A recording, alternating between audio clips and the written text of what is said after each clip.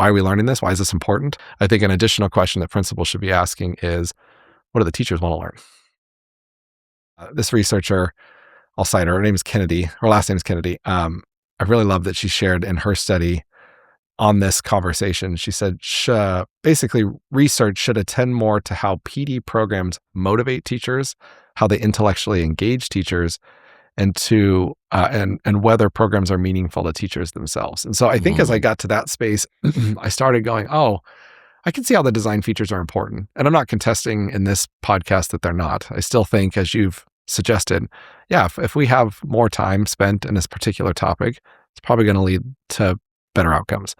If we are more active in our learning, I mean, we know that just from basic learning science research, probably going to learn better than passive learning. If we have, a relevance, if we can answer the why are we learning this? Why is this important? How does this connect to the work that I do? Probably going to increase learning. But what was missing in the 6 design features is the teacher. And I think about this from an anecdotal perspective. I was an instructional coach, and I think about now on maybe the flip side of, as teachers, we're receiving this PD and we're just maybe making some inferences. I like how you mentioned that with the one that just happened this year. Somebody somewhere had a conversation that we needed support with English language learners, and how then that planning development went into play to get to where we were at that moment.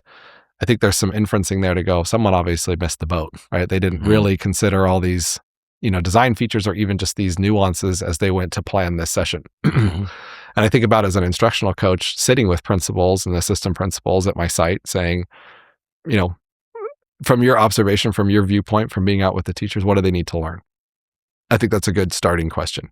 I think an additional question that principals should be asking is, what do the teachers want to learn? What do we really know? Are we adding and leveraging teacher voice more? Or is it still very much us versus them? Is it still very much like administrative talks about the things that they think we need? Which I think there needs to be a balance. I don't think it always is just, well, the teachers feel like this is what they need, because sometimes you don't know what you don't know. And like you said, hey, I've gone to this PD session. I just didn't know I needed some of these things. These are questions I didn't even think about. And now I'm learning things that I thought, oh man, I didn't even know I needed to know that thing.